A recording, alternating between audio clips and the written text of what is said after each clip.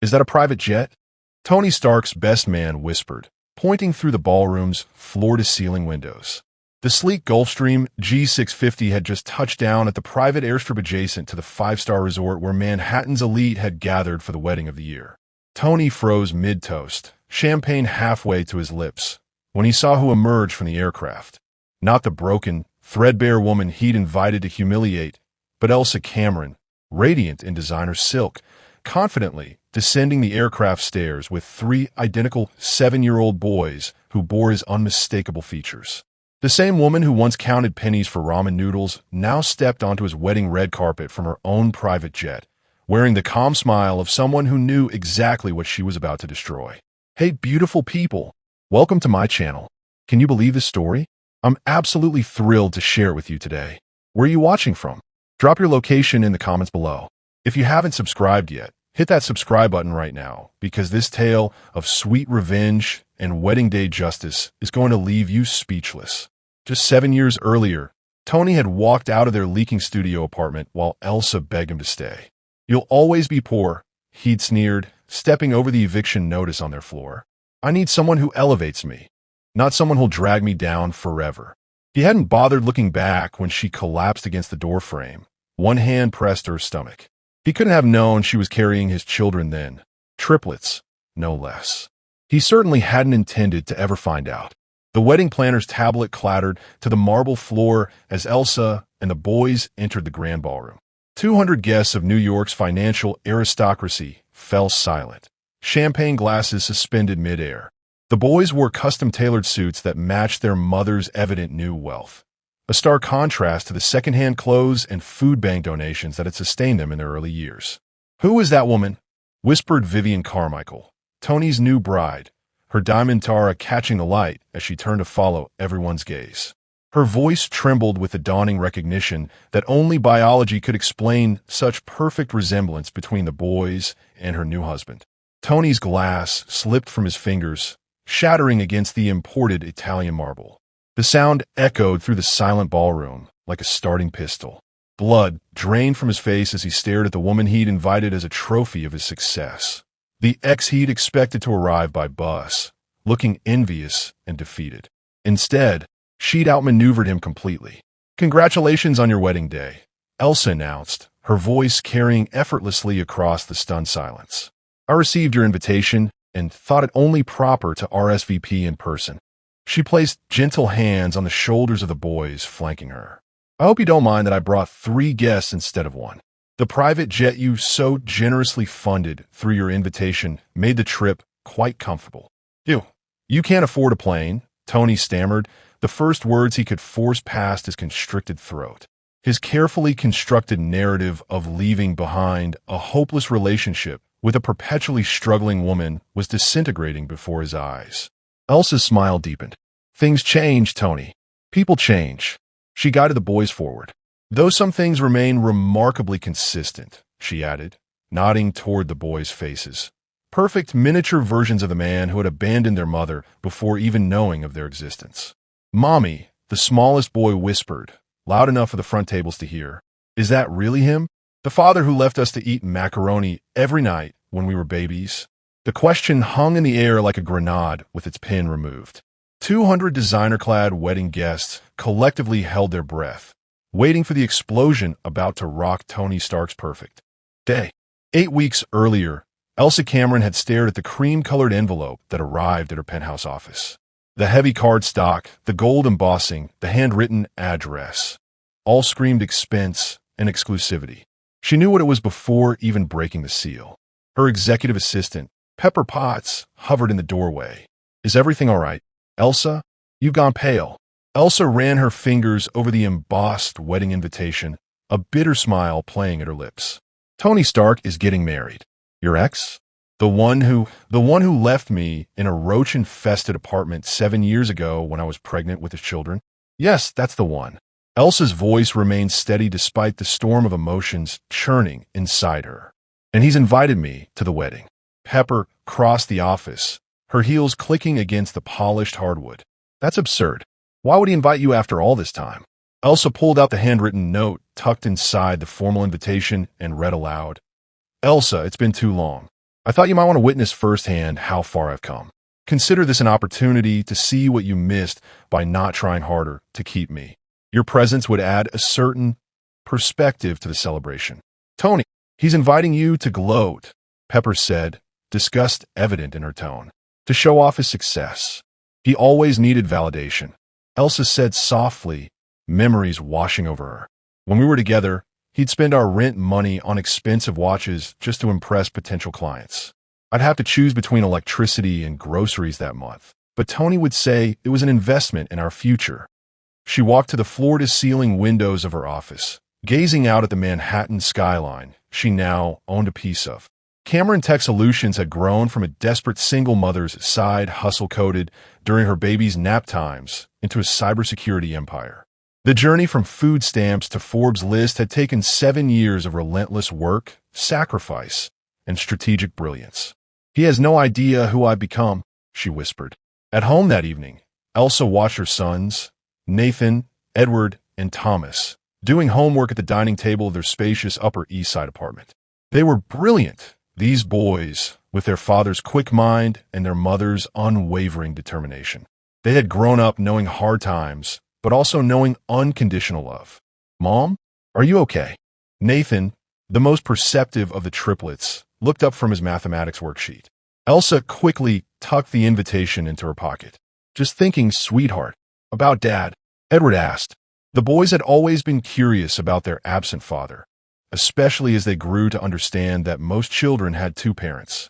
Actually, yes, Elsa admitted, sitting down with them. He's getting married. Do we finally get to meet him? Thomas asked, eyes lighting up with innocent hope that made Elsa's heart contract painfully.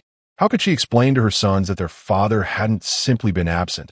He had chosen to disappear, that he had changed his phone number, blocked her emails, and moved without a forwarding address when she had desperately tried to tell him about her pregnancy, that his own parents had claimed not to know where he was when she'd shown up at their door, 5 months pregnant and terrified. I'm not sure if that's a good idea, she said carefully. Later that night, after tucking the boys in, Elsa called her closest friend and business partner, Dominic Toretto. He invited me to his wedding, she said without preamble. Tell me you're throwing that invitation in the shredder, Dominic replied, his deep voice reassuring even through the phone.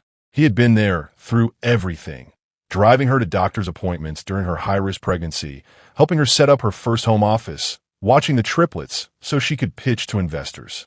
More than once, Elsa had wondered if their friendship might evolve into something more, but the timing had never been right.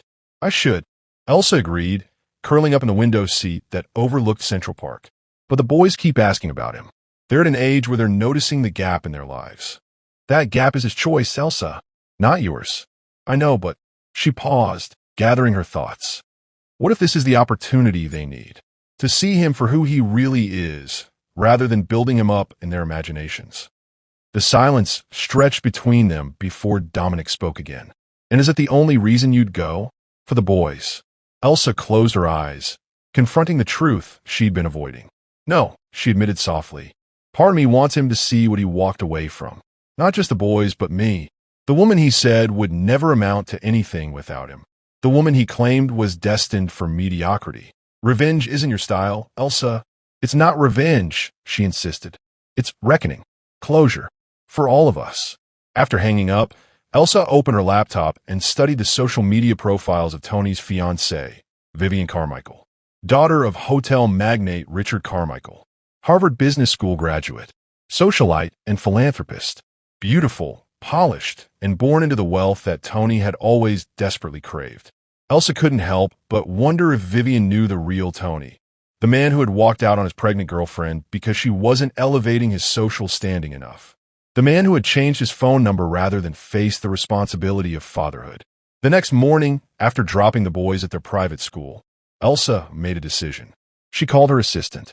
Pepper, I need you to RSVP to that wedding invitation. Acceptance plus 3 guests. She paused, and see if the company jet is available that weekend. Pepper's surprise was evident even through the phone. You're actually going? Yes, Elsa confirmed. And I'm bringing the boys. It's time they met their father, and it's time he met the family he walked away from. Meanwhile, across town, Tony Stark stood in the private fitting room of Manhattan's most exclusive tailor, admiring his wedding tuxedo. Beside him, his best friend and business partner, Bruce Wayne, looked skeptical. "I still don't understand why you invited her," Bruce said, adjusting his own groomsman's tie. "What possible good can come from having your ex-girlfriend at your wedding?" Tony smirked at his reflection. "It's a power move. Elsa was always holding me back, crying about rent and bills when I was trying to make connections. When she sees what I've built without her dragging me down, it'll be the final proof that I made the right choice walking away. And Vivian is okay with this?" Tony waved dismissively. "Vivian doesn't know about Elsa. She knows I had a serious girlfriend before her, but not the details." He turned to face Bruce. "Besides, Elsa probably won't even come. She's probably still living in some walk-up in Queens, working some dead-end job. If she does show up, she'll be so obviously out of place that it'll just highlight how perfect Vivian is for me." Bruce's expression darkened. "You haven't kept tabs on her at all?" "Why would I?" Tony laughed. "She was a Chapter 1 closed completely. Erased, actually. Had my IT guy scrub any connection between us from my digital footprint before the Carmichaels started vetting me." "That seems extreme." Tony's smile faltered slightly. "The Carmichaels are old money, Bruce. They wouldn't approve of my humble beginnings or some of the shortcuts I took to get where I am. Vivian's father had a private investigator look into my background before approving the engagement. I had to make sure certain parts of my history were inaccessible. What Tony didn't say was that he'd had nightmares about Elsa showing up at the worst possible moment, during a client dinner, at a gala, at his engagement party, to reveal the man he'd been before the tailored suits and the corner office. By inviting her to the wedding, he was controlling the narrative, getting ahead of any possible disruption. What he couldn't possibly know was that the woman he remembered, the struggling, desperate Elsa who had begged him not to leave, had transformed herself into someone who could bring his carefully constructed world crashing down around him. And in just 6 weeks, at his lavish destination wedding, she would do exactly that. Don't forget to hit that subscribe button and leave a comment about what you think Tony deserves after abandoning Elsa. I can't wait to share with you how this wedding showdown unfolds. The invitation to Tony Stark's wedding sat on Elsa's nightstand for 3 days before she finally made her decision. It wasn't revenge she wanted, it was recognition. Not just for herself, but for the 3 boys who deserved to know where they came from, even if that truth was painful. She found the triplets in their shared game room, engaged in an intense round of Mario Kart. At 7 years old, they were already showing their individual personalities. Nathan, the leader, always played as Mario. Edward, the strategist, preferred Yoshi, and Thomas, the creative dreamer, rotated between characters but had a soft spot for Toad. "Boys," she said, turning down the volume on their enormous television, "we need to talk about something important." They paused the game immediately, a testament to the mutual respect that formed the foundation of their little family. "Is it about Dad?" Nathan asked, his intuition striking with eerie accuracy. Elsa sat cross-legged on the floor with them. "Yes, I've made a decision. We're going to attend his wedding." 3 pairs of identical brown eyes widened simultaneously. "For real?" Edward whispered, setting down his controller. "We're actually going to meet him?" "Yes," Elsa confirmed, her heart aching at the mix of excitement and apprehension on their faces. "But I need you to understand something first. Your father, he doesn't know about you." "How could he not know?" Thomas asked, confusion wrinkling his brow. "Didn't you tell him?" Elsa took a deep breath. She had protected them from the full truth for years, softening the edges of their father's abandonment. But they were old enough now to understand at least part of the reality. "I tried, sweetheart. When I found out I was pregnant with you 3, I called him right away. But his number was disconnected. I sent emails that bounced back. I went to his parents' house, but they claimed not to know where he was." She squeezed Thomas's hand. "He left before he knew about you, and then made himself impossible to find. So he didn't leave us," Nathan said slowly, processing. "He left you." The perceptiveness of her son struck Elsa like a physical blow. "Yes," she admitted. "He left me. But in doing so, he missed the chance to know you 3. The most amazing thing that ever happened to me." "Why did he invite you to his wedding then?" Edward asked, always the analytical one. "If he didn't want to be found?" "I believe," Elsa said carefully, "that he wants to show off, to prove he made the right choice by leaving." "But you're successful now," Thomas protested. You're on magazine covers. Elsa smiled. He doesn't know that. He's probably expecting me to arrive looking exactly as he left me. Broke, desperate, and alone. The boys exchanged glances, having one of those silent triplet conversations that sometimes excluded even her. So we're going to surprise him, Nathan said finally, a mischievous smile spreading across his face. Show him what he missed. This isn't about revenge, Elsa cautioned, though part of her thrilled at her son's understanding. This is about truth, about all of us finally facing reality instead of living with questions and fantasies. That evening, Elsa called Dominic to share her decision. They agreed to meet at their favorite rooftop restaurant, a place they'd frequented since the early days of their friendship, when she'd been struggling to launch her business while caring for infant triplets. You clean up nice, Cameron, Dominic said when she arrived at their table. The summer sunset painted Manhattan's skyline in gold and pink behind him, highlighting his strong profile and the touches of silver at his temples. You're not so bad yourself, Toretto, she replied, accepting the glass of wine he'd already ordered for her, a ritual 7 years in the making. For a moment, she studied him, this man who had been her rock through everything. Dominic Toretto had been her first investor when her business was nothing but an idea. He'd held Nathan during midnight colic episodes. He taught the boys to ride bikes and throw baseballs. He was as much a father to them as anyone could be without sharing their DNA. I've decided to go to the wedding, she said finally. Dominic nodded, unsurprised. And the boys, they're coming with me. She took a sip of wine.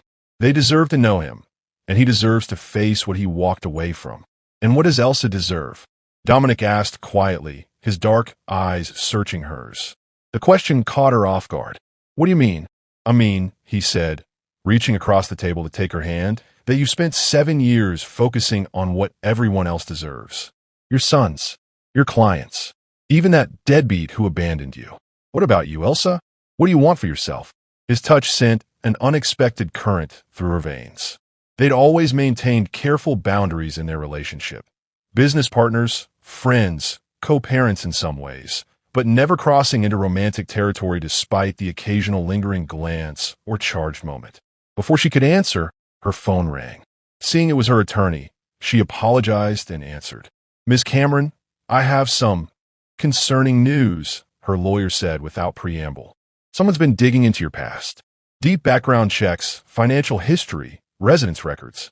They're particularly focused on the period around your children's birth. Elsa felt her blood run cold. Who? A private investigator working for Richard Carmichael, the hotel magnate.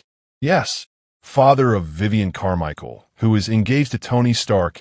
Elsa finished, the pieces clicking into place. When did this start? About 2 weeks ago, shortly after the wedding invitations went out, according to my sources. After ending the call, Elsa sat in stunned silence. What is it? Dominic asked, concern etched on his face. Tony's future father-in-law has a PI investigating me. She laughed humorlessly. Apparently, I wasn't supposed to RSVPs to that invitation. It was meant to be a symbolic gesture, Tony flaunting his success while expecting me to stay hidden in my supposed poverty. And now they're trying to make sure you don't show up and embarrass the groom? More likely making sure I'm not a threat to the bride's family fortune. Elsa's mind raced. Tony's marrying into serious money. Old money. The kind that does extensive background checks and requires prenuptial agreements. So what now? Dominic asked. Are you going to back out? Elsa took a long sip of wine, feeling a determination solidify within her. No, in fact, I'm doubling down. She pulled out her phone and sent a rapid text to her assistant. Pepper, cancel the commercial flight reservations. Book the company jet instead. And contact that stylist you've been wanting me to use. I need 3 perfectly tailored suits for the boys and something unforgettable for me. Looking up at Dominic, she felt a smile spread across her face. Not the gentle one she used with clients or the loving one she gave her sons, but something fierce and powerful. If Tony wants to pretend I never existed, that's his mistake. But trying to investigate me as a potential threat, that's his fatal error. She leaned forward. He invited Elsa, the struggling ex-girlfriend, to his wedding. But Elsa Cameron, CEO of Cameron Tech Solutions, mother of his 3 sons, and woman who built herself from nothing after he abandoned her, she's an entirely different proposition. Dominic's expression shifted admiration, and something deeper darkening his eyes. "Remind me never to cross you, Cameron. I don't want revenge," she said, though the heat in her voice suggested otherwise. "But I do want him to see exactly what he walked away from.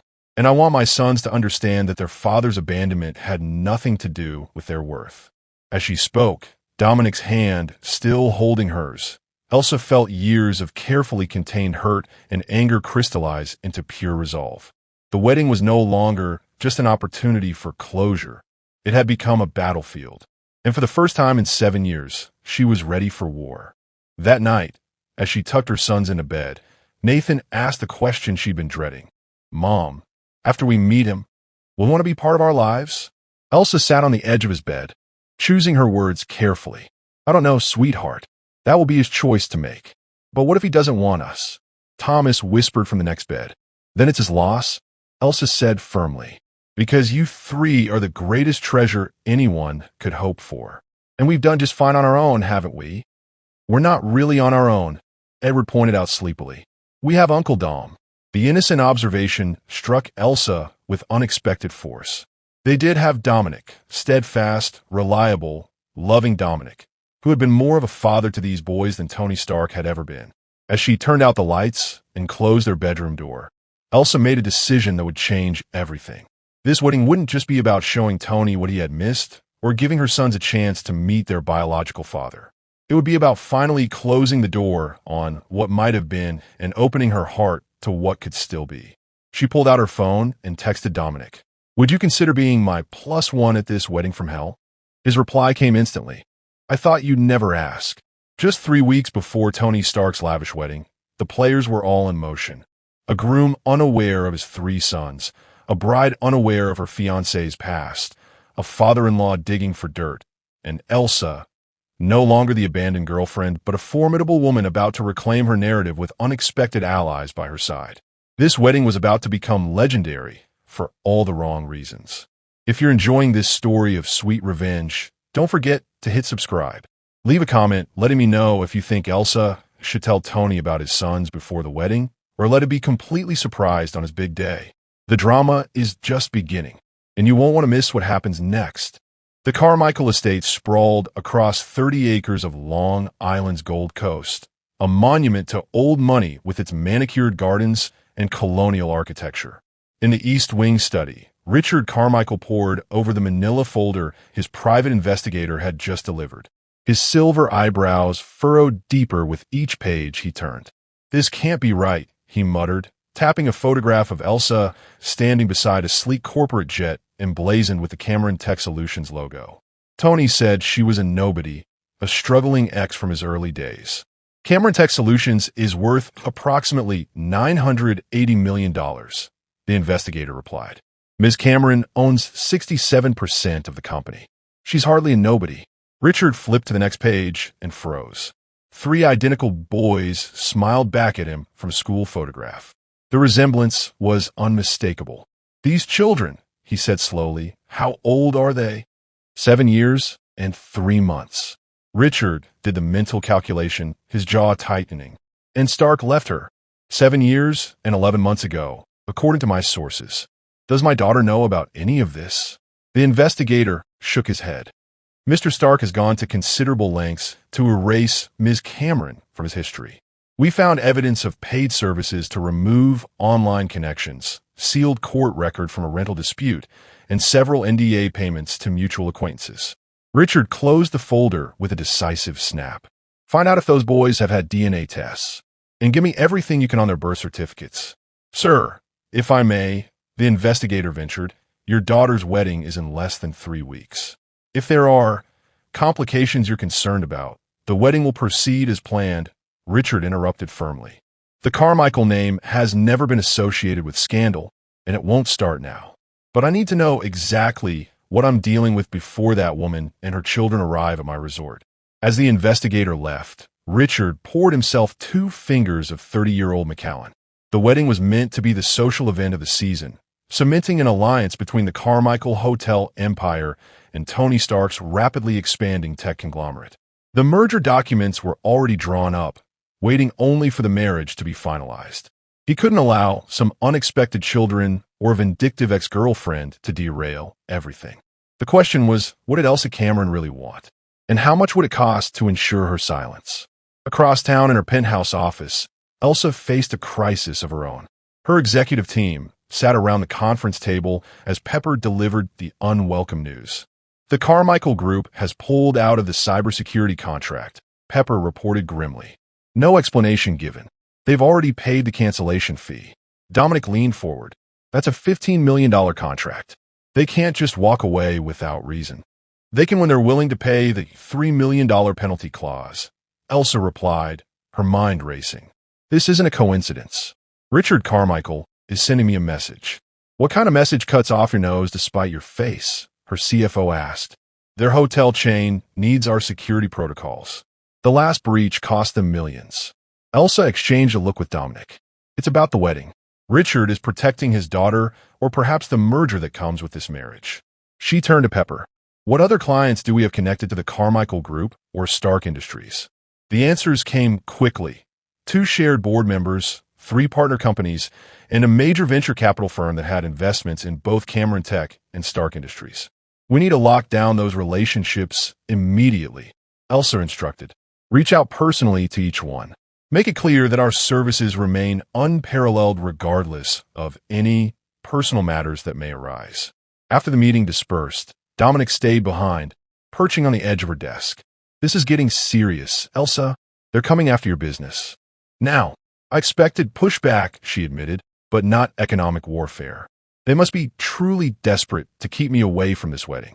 Which begs the question, why? Dominic crossed his arms. Were they afraid you'll reveal? That's what I intend to find out. Elsa turned to her computer. I think it's time we did some investigating of our own. For the next 2 hours, they dug through public records and financial reports, using Cameron Tech's considerable resources to piece together the relationship between the Carmichael Empire and Stark Industries. The picture that emerged was troubling. Look at this, Dominic pointed to a spreadsheet. The timing of Stark's initial public offering coincides perfectly with his engagement to Vivian. And here, Elsa added, pulling up another document, the Carmichael Group began acquiring Star shares through shell companies 3 months before the engagement was announced. This isn't a love match, Dominic concluded. It's a business arrangement. With one critical complication. Elsa leaned back in her chair. 3 complications, actually. The boys. If Tony has heirs, biological children who could someday lay claim to his company, the entire merger becomes more complex. Dominic's expression darkened. You think they're afraid you'll use the boys to extract money from Stark? Or control of the company? Yes. Elsa stood and paced to the window. They don't know me. They're projecting what they would do in my situation. So what's the plan now? Elsa turned, determination hardening her features. We attend that wedding exactly as planned, but we bring leverage. She smiled thinly. Give me everything you can on the Carmichael Group's financial history. Focus on Richard's early acquisitions in the 90s, particularly the West Shore properties. Dominic raised an eyebrow. You suspect something? Let's just say a little birdie once told me that not all of Richard's hotel empire was built on the straight and narrow. In their private school's elaborate playground, the triplets huddled together on a bench during recess, deep in one of their intense discussions that excluded everyone else. What if he wants to take us away from Mom? Thomas worried, picking at a loose thread on his uniform. He can't do that, Nathan replied with the confidence of an oldest child, despite being born only 4 minutes before his brothers. Mom said we belong to her legally. But what if he tries? Thomas persisted. Edward, always the pragmatist, pulled out his tablet. I've been researching parental rights, he announced. Dad would have to prove Mom is unfit, which is impossible because she's literally perfect. Not literally, Nathan corrected. Just figuratively. Whatever. Edward rolled his eyes. The point is, we don't have to worry about him taking us. We have to decide if we even want him in our lives. The 3 boys fell silent, contemplating this perspective. Mom said it's our choice, Nathan finally said. After we meet him, we can decide if we want to know him better. But what about Uncle Dom? Thomas asked, voicing what all 3 were thinking. He's already like our dad. Maybe we can have both? Edward suggested hesitantly. Nathan looked skeptical.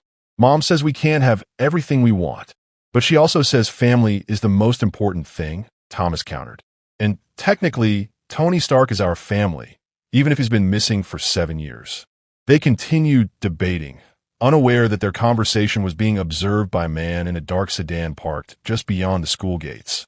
Another private investigator hired by Richard Carmichael, gathering information on the children who threatened to complicate his carefully orchestrated business merger. Tony Stark paced his corner office, tension radiating from every movement. What do you mean she's coming? She confirmed. His assistant nodded nervously. Her RSVP arrived yesterday. Ms. Cameron plus 3 guests. Plus 3. Tony stopped abruptly. Who the hell is she bringing? The RSVP didn't specify. Tony dismissed his assistant with an impatient wave and immediately called Bruce. She's actually coming, he said without preamble when Bruce answered. And she's bringing people. I told you this was a bad idea, Bruce replied, the sound of traffic in the background. Who invites their ex to their wedding? Someone who expected her to decline. Tony ran a hand through his perfectly styled hair. I just wanted to send a message that I'd moved on, that I'd become successful without her. Well, now she's sending a message back. The question is, what is it? Tony's mind raced through possibilities. Was she bringing a new boyfriend? Parents? Friends to support her? None of those options explained why Richard Carmichael's PI was suddenly asking questions about his past. Questions Tony had spent considerable money and effort ensuring no one would ever ask. I need to know who she's bringing, Tony decided, and why she said yes. Why don't you just call and ask her? Bruce suggested reasonably. Tony's laugh was hollow. Right, because that conversation would go so well. Hey, Elsa, it's the guy who walked out on you and changed his number so you couldn't reach me. Just wondering who you're bringing to my wedding that you were never supposed to actually attend. When you put it that way. A text alert interrupted their conversation. Tony glanced at his phone and felt the blood drain from his face. I have to go, he told Bruce, ending the call abruptly. The text was from Richard Carmichael. Astra's my office. 4 p.m. today. Come alone. Asterisk. Elsa studied herself in the full-length mirror of the high-end boutique's private fitting room. The midnight blue gown hugged her curves before flowing elegantly to the floor, a subtle slit revealing just enough leg to be noticed without being obvious. The color made her eyes appear almost violet in certain light, an effect she knew would be striking at the evening reception. It's perfect, declared the stylist, adjusting the fabric. Sophisticated without trying too hard. Sexy without being inappropriate for a wedding. What do you think, boys? Elsa asked, turning to where her sons sat in comfortable chairs, absorbed in their tablets, but looking up periodically to approve or veto their mother's options. You look like a movie star, Thomas said with wide-eyed admiration. Tony Stark is going to swallow his tongue, Nathan added with surprising venom for a 7-year-old. Nathan, Elsa cautioned gently. Remember what we discussed. This isn't about making anyone feel bad. Sorry, Mom, he replied, not looking particularly sorry. You just look really pretty. Edward looked up from his tablet. Statistically speaking, you're in the top 0.01% of all mothers in terms of appearance. Elsa laughed. Thank you for the precise compliment, sweetheart. As the stylist made final adjustments, Elsa's phone rang. Seeing Dominic's name, she stepped aside to answer. You need to see this, he said without greeting. I'm sending a file to your secure email now. What am I looking at? Financial records from 1994. Richard Carmichael's initial acquisition of the West Shore hotel chain. You were right. There are significant irregularities. Elsa's pulse quickened. How significant? Let's just say if the SEC had looked more closely at the time, Richard might have been overseeing a prison cafeteria instead of a luxury hotel chain. So we have our leverage. Yes, Dominic confirmed. But Elsa, be careful. People with this much to lose can be dangerous. I'm not planning to blackmail him, she clarified. This is insurance, not ammunition. I just want to attend this wedding without interference. After ending the call, Elsa returned to the fitting area where her sons were now being measured for their suits. Arms out, young man, the tailor instructed Edward, who complied with a dramatic sigh. Do we have to wear ties? Thomas asked, eyeing the fabric swatches with suspicion. Yes, Elsa and Nathan answered simultaneously. If I'm wearing one, you're wearing one, Nathan added firmly too. His brother. Watching her boys, so grown up in their soon-to-be tailored suits, Elsa felt a wave of emotion. They had never had a father figure except for Dominic, who had stepped into that role without being asked. How would meeting Tony affect them? Would they be disappointed? Angry? Would they see in him the parts of themselves they didn't understand? And what about Tony himself? What would he do when faced with 3 living, breathing proofs of what he'd abandoned? Would he reject them again? Try to buy his way into their lives with too late gestures? Or would he simply stand there, shocked in his silence by the magnitude of what he'd lost? The uncertainty of it all made her chest tight with anxiety. But she was doing this, they were doing this, and there was no turning back now. The Carmichael Group's Manhattan headquarters occupied the top 10 floors of a gleaming skyscraper. Tony sat across from Richard Carmichael in the older man's penthouse office, fighting to maintain his composure as photographs of Elsa and 3 young boys slid across the polished desk toward him. "Explain," Richard commanded, his voice arctic. Tony picked up the school portrait, his mouth going dry at the unmistakable resemblance. "I don't know these children. Don't insult my intelligence, Stark. Those boys are 7 years old. You left their mother 7 years and 11 months ago. A basic understanding of human gestation makes the math quite simple." Tony set the photograph down with unsteady hands. If Elsa had children, she never told me. According to my sources, she tried. You made yourself unreachable." Richard's expression was granite. "My daughter is marrying you in 18 days. Our companies are merging immediately after. I need to know if these children pose a threat to those arrangements." "They're kids, not threats," Tony protested weakly. "They're potential heirs to what will soon be one of the largest corporate empires in the country." Richard leaned forward. "Did you know about them?" "No," Tony insisted. "I swear, Richard, I had no idea. And now that you do?" Tony hesitated, his mind spinning through implications. If these were his sons, and the resemblance was undeniable, what did that mean for his future with Vivian? For the company he'd built? For the man he believed himself to be? "I don't know," he admitted finally. Richard studied him for a long moment before speaking again. "I've built my empire protecting the Carmichael name. I won't have it tarnished by scandal or financial vulnerability." He slid another document across the desk. "This is an amendment to your prenuptial agreement. It explicitly excludes any children from previous relationships from inheritance claims against jointly held assets." Tony stared at the paper. "You want me to disown children I just found out about? I want you to protect my daughter and our combined business interests." Richard's tone left no room for negotiation. "Sign it, or the wedding is off." Tony picked up the pen, his hand hovering over the signature line. Everything he'd worked for, the status, the wealth, the connections, hinged on this marriage. Walking away now would mean losing the Carmichael investment that was keeping Stark Industries afloat after 3/4 of declining revenues. But those boys, they had his eyes, his jawline. They were pieces of him walking around in the world, growing up without him. Did he have a right to sign away their future before even meeting them? "I need time to think," he said finally, setting the pen down. Richard's expression hardened. "You have until tomorrow morning. After that, I call my attorneys." As Tony left the Carmichael building, his phone buzzed with a text from Bruce.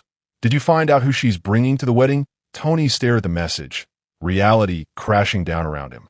He didn't need to investigate further. He knew exactly who Elsa was bringing to his wedding, his sons, the children he never knew existed, the family he'd walked away from before understanding what he was leaving behind. With trembling fingers, he pulled up Elsa's contact, the number he'd added when sending the invitation, never expecting to actually use it. He started typing a message, deleted it, typed again. Finally, he sent, "We need to talk about the boys." 3 dots appeared immediately, then disappeared. Minutes ticked by. Just when he thought she wouldn't respond, his phone chimed. Asterisk after 7 years of silence. "You don't get to dictate the terms of this revelation, Tony. We'll see you at your wedding." Asterisk, it was signature Elsa, direct, unflinching, and absolutely right. Tony slumped against the side of the building, the weight of his past choices finally catching up to him. 2 blocks away, in the back of her company car, Elsa stared at her phone, heart pounding. She'd known this moment would come, when Tony discovered the truth, but she hadn't expected it to shake her so deeply. "Everything okay?" Dominic asked from beside her, his hand finding hers in the dim interior. "He knows," she said simply. Dominic's fingers tightened around hers. "And how do you feel about that?" Elsa took a deep breath, surprised to find tears threatening. Relieved, terrified, angry that it took him this long to care. She turned to look at Dominic. Am I doing the right thing? Bringing the boys into this mess? You're giving them truth, Dominic said softly. And your self-closure. Those are gifts, Elsa, not burdens. As the car navigated through Manhattan traffic, Dominic didn't release her hand. Instead, he drew small, comforting circles with his thumb across her skin, a gesture so intimate and reassuring that Elsa felt something shift between them. The carefully maintained boundaries of their friendship seemed suddenly porous, ready to evolve into something deeper if they both chose to step across. Whatever happens at this wedding, Dominic said, his voice low and certain, you won't be facing it alone. You haven't been alone since the day you walked into my office with a business plan and 3-month-old triplets in a stroller. Elsa leaned her head against his shoulder, allowing herself this moment of vulnerability. Thank you for being the constant in our chaotic equation. Always, he promised, pressing a gentle kiss to her hair. With 2 weeks until the wedding, the pieces were all in motion. A groom confronting his past, a bride unaware of the storm about to break, a ruthless father protecting his empire, and Elsa navigating the complex emotions of introducing her sons to their father while discovering that perhaps the man she truly needed had been beside her all along. Hey everyone, the drama is really heating up now. What do you think? Should Elsa have agreed to meet with Tony before the wedding? Drop your thoughts in the comments below, and don't forget to subscribe to catch the next part, where we'll see what happens when Tony has to choose between his perfect wedding and acknowledging his 3 sons. Trust me, you won't want to miss what happens next. 1 week before the wedding, Elsa sat alone in her office reviewing the final security protocols for their trip to the Carmichael Resort. The private jet was confirmed, hotel suites secured, deliberately not at the Carmichael property, and security personnel discreetly arranged. Everything was in place for their carefully orchestrated entrance into Tony's perfect day. Her phone buzzed with an incoming call from an unknown number. Against her better judgment, she answered.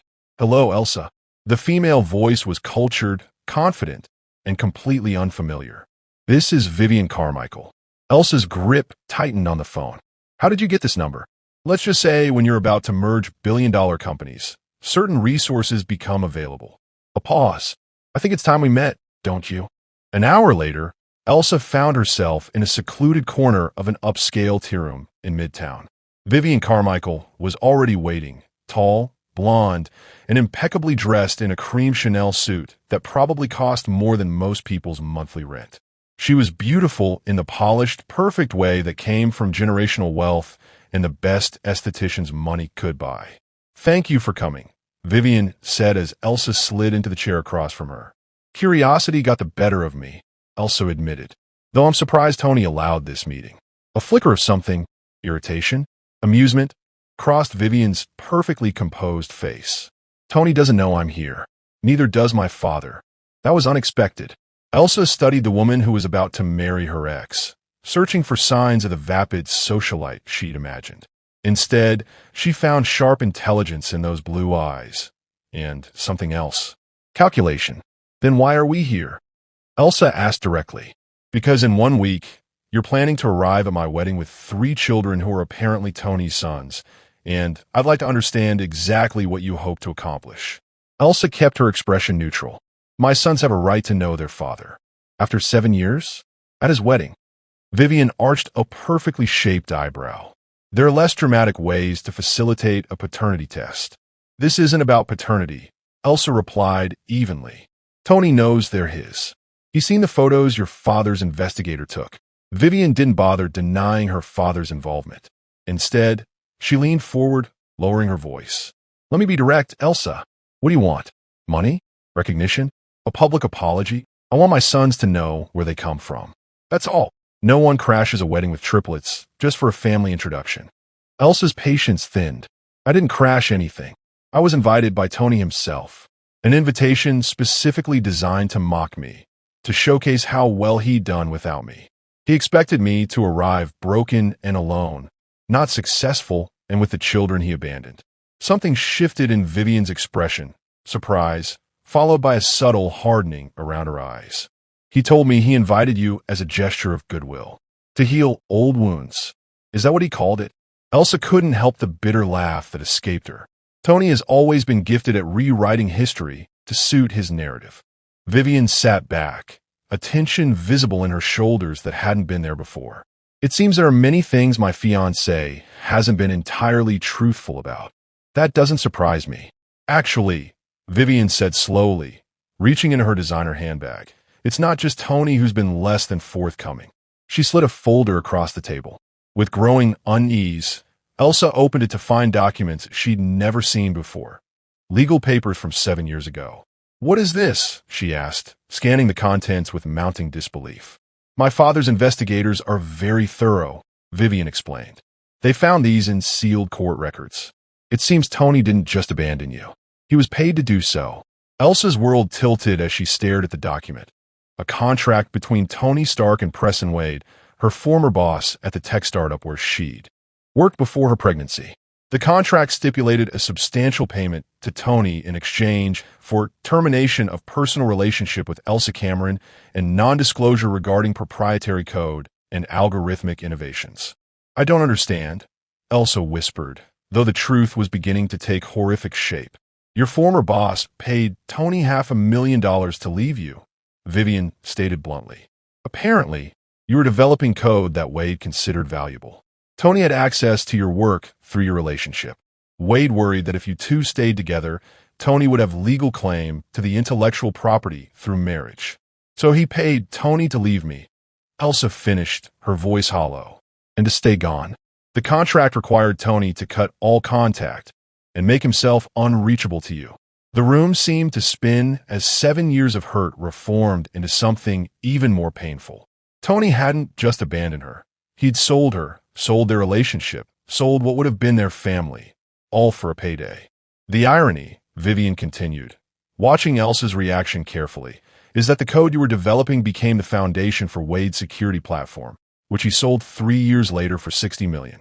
If Tony had stayed with you, supported your work, you would have shared that windfall. Instead, he took a quick payout and left me pregnant and alone. Elsa finished, anger replacing shock. Did you know you were pregnant when he left? Elsa shook her head. Not yet. I found out a week later. Vivian nodded thoughtfully. That explains why it wasn't factored into the contract. Even Tony wouldn't be callous enough to knowingly abandon his children for money. You don't know him very well if you believe that, Elsa said sharply. An unexpected smile touched Vivian's lips. Actually, I'm beginning to think I know him all too well. She gestured to the documents. Keep those. Consider them a wedding gift. Elsa carefully tucked the folder into her bag, mind racing with implications. Why are you showing me this? Aren't you worried I'll use it to disrupt your wedding even more? Vivian sipped her tea with remarkable composure for someone who had just handed damning evidence against her own fiancé to his ex. My relationship with Tony is complicated. Let's just say our engagement serves multiple purposes, not all of them romantic. The pieces suddenly clicked together. The merger. Your father's company is acquiring Stark Industries through your marriage. Smart woman, Vivian acknowledged with a slight nod. Though technically, it's a merger of equals. On paper, at least. But with these companies, it's never really equal, is it? Elsa studied Vivian with new understanding. Your father is bailing out Tony's failing company through this marriage. That's why he's so concerned about my son's potential inheritance claims. Vivian didn't deny it. My father built his empire through strategic acquisitions. Stark Industries represents a significant technological advancement for our hotel security systems. Systems your own company bid to provide, ironically enough. So, the canceled contract with my company was my father's way of eliminating potential competition while sending you a warning to stay away, Vivian confirmed. Classic Richard Carmichael strategy. Elsa leaned back, processing everything. Why are you telling me all this? You're essentially sabotaging your own wedding. Something vulnerable flashed across Vivian's perfect facade. Because I'm not my father, and I won't start my marriage based on lies, even a marriage primarily designed as a business transaction. She met Elsa's gaze directly. And because those boys deserve to know the full truth about their father, just as I deserve to know about them before agreeing to marry Tony. The two women regarded each other across the table, not as rivals, but as allies in their own way, both manipulated by the men around them. So what happens now? Elsa asked. Vivian stood, smoothing her immaculate suit. Now I have a very difficult conversation with my father and my fiancé. And you? She paused, a genuine smile finally warming her features. You decide how you want this story to end. As Vivian walked away, Elsa sat frozen, the weight of these new revelations pressing on her chest. Tony hadn't just abandoned her on a whim or for ambition. He'd literally sold their relationship, traded their future for cash. The betrayal felt fresh again, cutting deeper than before. Dominic found her an hour later, still sitting in the tea room, staring at the damning documents. Pepper called me, he explained, sliding into the seat Vivian had vacated. Said you canceled all your afternoon meetings with no explanation. Wordlessly, Elsa pushed the folder toward him. As Dominic read, his expression darkened, jaw clenching with barely controlled fury. That son of a bitch, he finally said, looking up at Elsa with pain in his eyes. Not for himself, but for her. He sold you out. For $500,000, Elsa confirmed, her voice steady despite the turmoil inside. Less than 1% of what my code eventually earned for Wade. Do the boys know? No. She shook her head firmly. And they can't. Not yet. They're too young to understand this level of betrayal. Dominic reached across the table, taking both her hands in his. What do you need, Elsa? Just name it. The simple question, offered without judgment or expectation, broke something inside her. 7 years of carefully maintained control crumbled as tears finally spilled over. I don't know, she admitted, her voice cracking. I've spent years building myself back up, telling myself and the boys that Tony left because he wasn't ready for commitment, because he was chasing his ambitions. I made him sound misguided, but not malicious. How do I reconcile that with a man who literally sold our relationship for cash? You don't have to reconcile anything, Dominic said firmly. You don't owe him justifications or excuses. Not anymore. But the boys will eventually need the truth, yes. But not at 7 and not at a wedding. Elsa squeezed his hands, drawing strength from his steady presence. Maybe we shouldn't go. Maybe this whole plan was a mistake. Or maybe, Dominic suggested quietly, this changes everything. Tony deserves to face what he did. Not just abandoning you, but actively making himself unreachable when you try to tell him about his children. They sat in silence for a moment, hands intertwined across the table, the air between them charged with something deeper than friendship. A connection forged through years of shared struggles, mutual respect, and unspoken feelings that could no longer be ignored. I have something to tell you, Dominic finally said, his voice dropping to a register that sent unexpected warmth through Elsa's veins. Something I should have told you years ago. What is it? She asked, though part of her already knew. I've been in love with you since the day you walked into my office with those 3 babies and a business plan that shouldn't have worked but somehow did. The confession tumbled out without pretense. I never said anything because you were healing, because you needed a friend more than a lover, because the timing never seemed right. Elsa stared at him, this man who had been her rock through everything, who had taught her sons to throw baseballs, who had held her hand through business crises, who had seen her at her lowest and never once judged her for it. Why now? She whispered. Because life's too short for half-truths, he replied simply. Because watching you prepare to face Tony made me realize I might lose my chance. Because those documents, he gestured to the folder, prove that some men will sell their soul for money, and I needed you to know there's still some who would give everything just to see you smile. Elsa felt the walls around her heart, walls she'd built to protect herself after Tony's betrayal, begin to crumble. Moving on instinct, she stood, circled the small table, and pulled Dominic to his feet. 7 years, she said softly, looking up into his eyes. 7 years we've danced around this. I would have waited 7 more if that's what you needed, he replied, his hands gentle as they framed her face. When their lips finally met, it wasn't the nervous first kiss of new lovers, but the homecoming of souls who had been circling each other for years, finding their way back to where they were always meant to be. Later that evening, as Elsa prepared to tell her sons about the change in their wedding attendance plans, her phone chimed with a text from an unknown number. Asterisk wedding still on, but terms have changed. Father fuming, but adapting. Tony facing consequences. Suggest you attend. The truth deserves its moment in the sun. V** Elsa showed the message to Dominic, who had yet to leave her side since their tea room revelation. "So the wedding is still happening?" he asked, surprised. "Apparently the business merger is too important to cancel, even with all this." Elsa shook her head. "The rich really do play by different rules. So what do we do now?" Elsa considered for a moment, then made her decision. "We go as planned. The boys meet their biological father. We all face the truth. And then we move forward, together." Dominic smiled, pulling her close.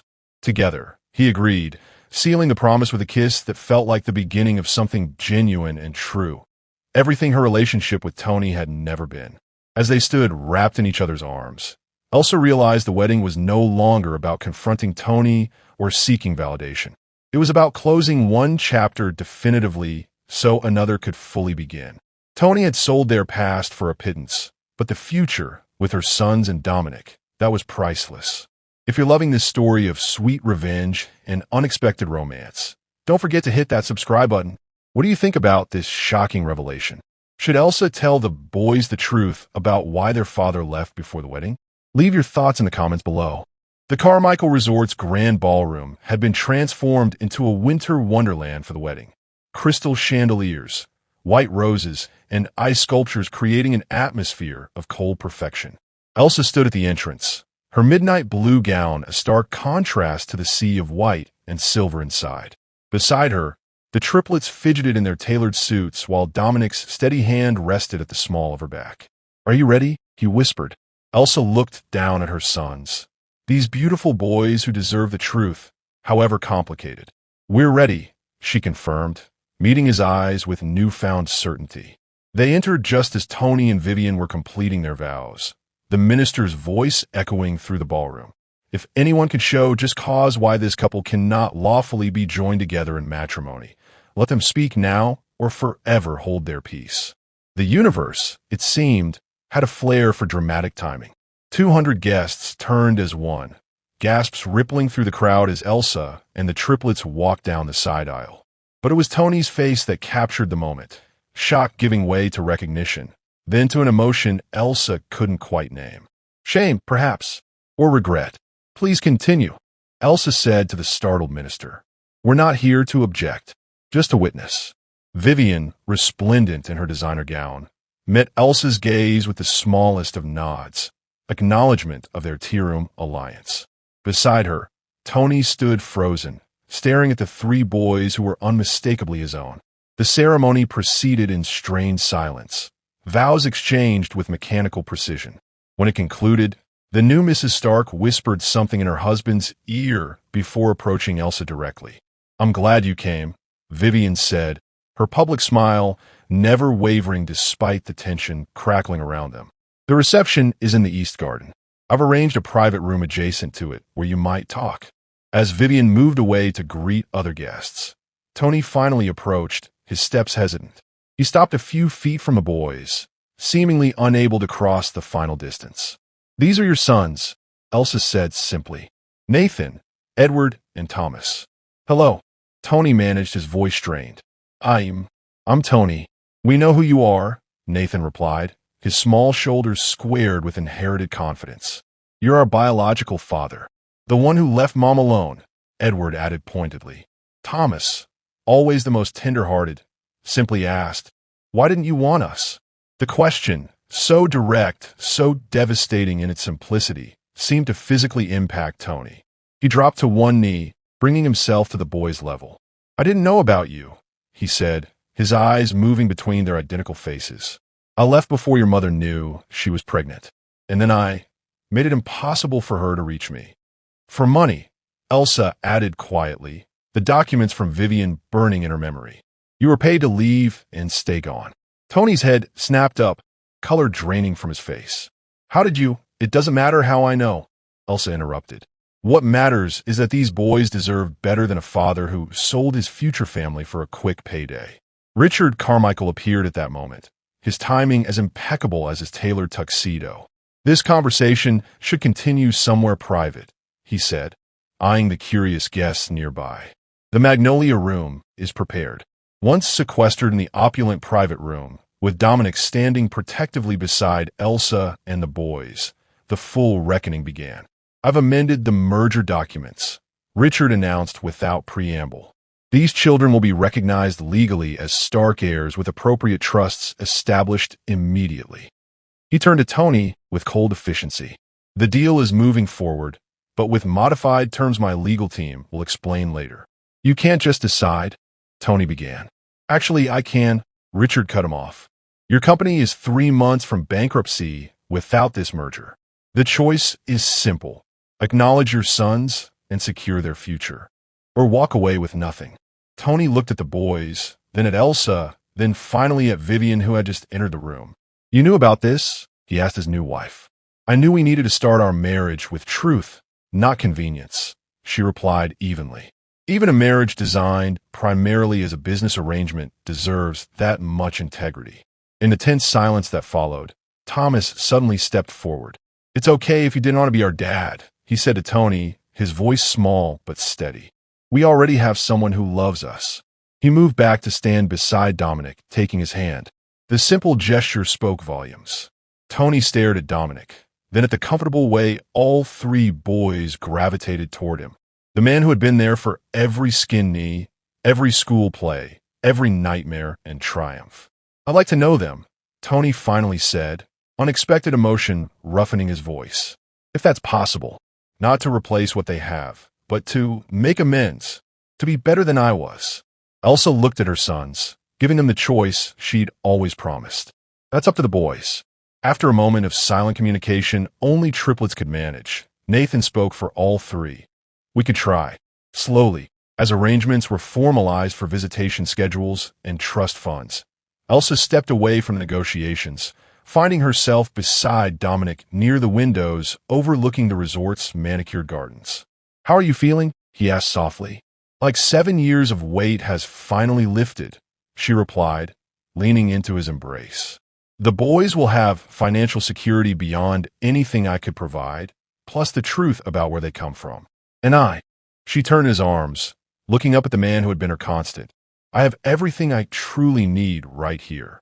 6 months later, Elsa stood on the deck of their Hamptons beach house, watching her sons play soccer with Dominic on the sand below.